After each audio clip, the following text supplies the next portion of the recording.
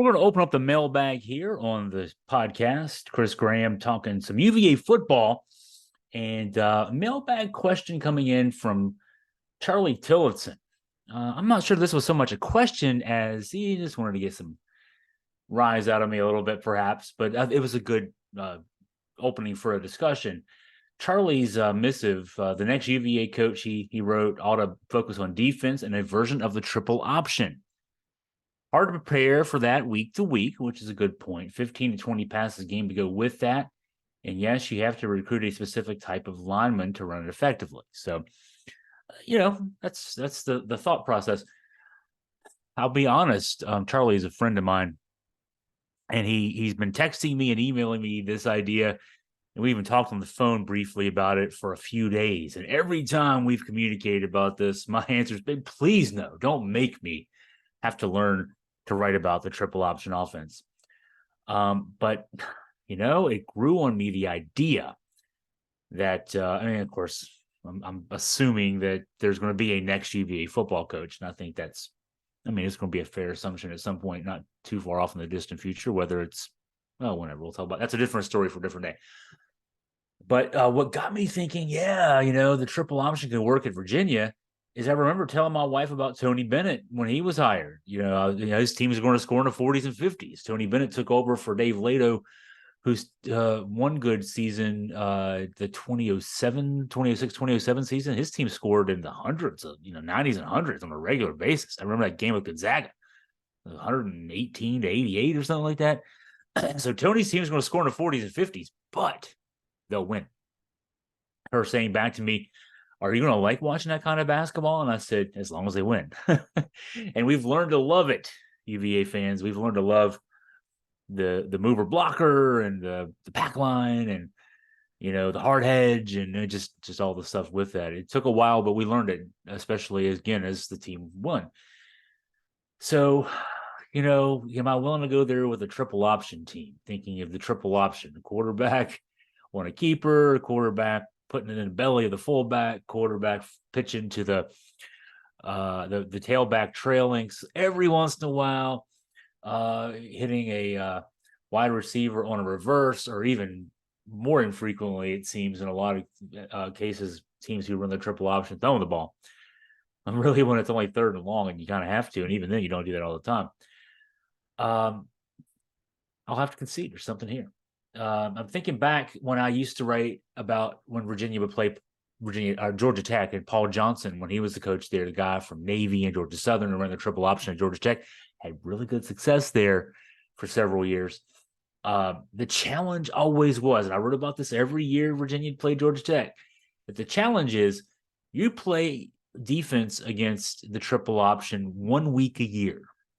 They play the triple option all year long. They're practicing in the spring.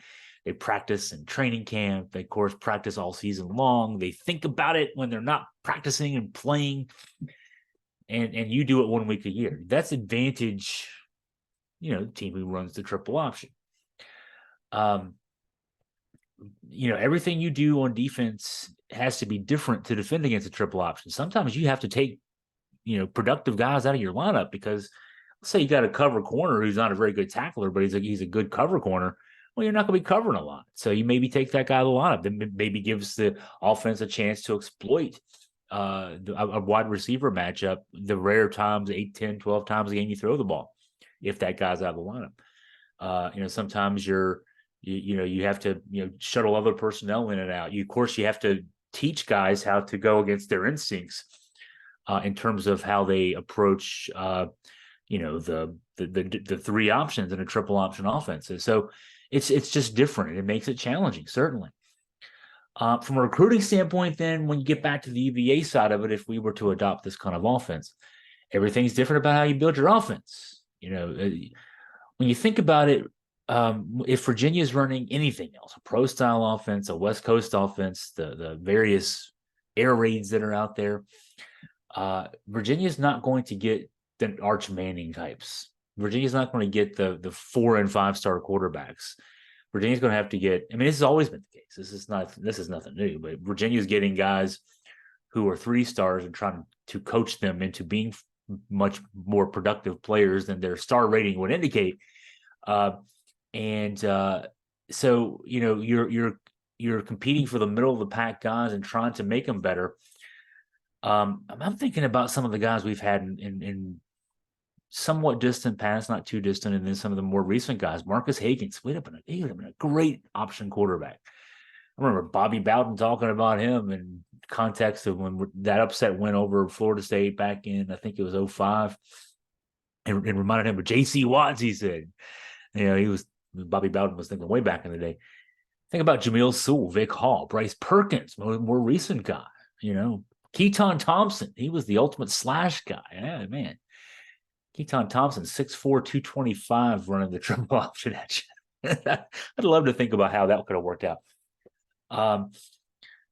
So Virginia's not going to get the top pro-style quarterbacks, West Coast quarterbacks, air raid quarterbacks, but there are a lot of guys coming out of the preps each year who play option at the high school level who then don't have a Power 5 option. They may even only have a few options of FBS in general.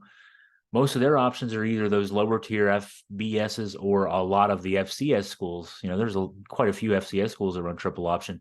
Well, all of a sudden, if you're Virginia in Power 5 football, you might have the pick of the litter of the option quarterbacks coming out of high school who tend to have to change positions if they want to play FBS. If they want to play FBS, they go to play slot receiver. They go to play defensive back, or become a slash themselves, like Keaton Thompson, even though he wasn't certainly a prototypical option quarterback coming out of high school. He's a 4-star cannon of an arm quarterback who ended up playing wide receiver because he hurt his shoulder. But you're going from taking the leftovers among the pro style kind of quarterbacks, and you're taking the best running quarterbacks, or certainly getting your fill of the best quarterbacks. I kind of like that. The linemen are different too. You're not, the linemen in a triple threat option offense need to be more mobile. So they're not going to be, the 6'9", 310-pound guys. They're going to be smaller, more lithe for linemen, and the ability to, run around corners, chop block, that kind of thing. You're also looking for wide receivers a little differently, running backs differently. You don't even need tight ends in this offense. And so you're not looking for those kind of guys.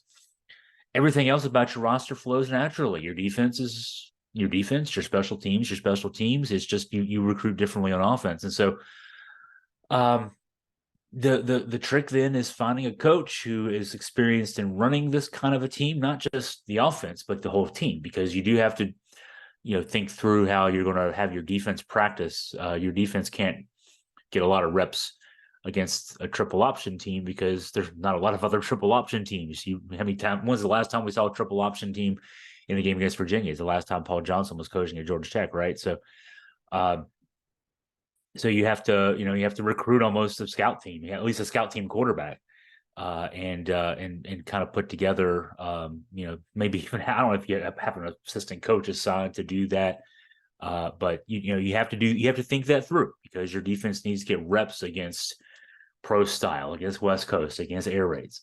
So you got to think that through. But a coach, either at the lower division FBS level or at the FCS level, who's coached a triple option team, is going to know how to do that. They've already done it. They're already doing it. So that's going to be something that they have a plan for. And in fact, if you have an FCS coach come up to FBS, he's got 22 more scholarships to work with. He's going to think, you just handed him the keys to paradise as far as that kind of thing goes. So in the grand analysis of this, as much as I don't want to necessarily watch triple option football and have to become an expert in triple option football, or something of an expert to be able to write about it coherently, I can see the parallel to going triple option as Tony Bennett got us to love the mover blocker offense, the pack line defense. What I think is key here is, if you can't beat the other guys at their game, and I think that's a fair assumption for Virginia in football. I've written about this. I've written a version of this line numerous times in the last several years. Virginia's not going to be able to get a two deep of about 50 guys. It's the starters and backups at the 11 positions on either side of the ball, plus your special teams guys. You're not going to get 50 guys admitted into the University of Virginia, who are going to compete on a regular basis with the Clemsons and Florida States and those, and then the Ohio States and all that stuff. Alabama, certainly the SEC schools, the big good SEC schools. You're not going to get 50 guys at the UVA who can compete at that level. But I think, you negate a bit of that if you go completely different and you figure out a way to redefine the game, so that instead of Virginia having to beat the other guys at their game, they have to beat you at your game. That's what Tony Bennett does the best. Tony Bennett doesn't win every game, but if Virginia loses, it's not 94-88 in an up and down track meet. It's 62-56. And if a coach at Virginia can make the bigger, maybe more talented, bigger, faster, more talented team have to play Virginia's style and beat them, and we lose that way, so be it. At least we've made them work. So that's the thought. I'd love to hear what you have to think. Email me at chris@augustafreepress.com. Not just on this topic, you can also weigh in. Throw me a question, just like this mailbag question that came from Charlie Tillotson. I love to get your questions. They always, a lot of these questions I get throw me in the right direction in terms of things I haven't thought about, but kind of address topics that are pretty important. And then as soon as I hear them, why didn't I think of that myself? So again, chris@augustafreepress.com. I'd love to hear from you. Until we meet again, thanks so much for your time.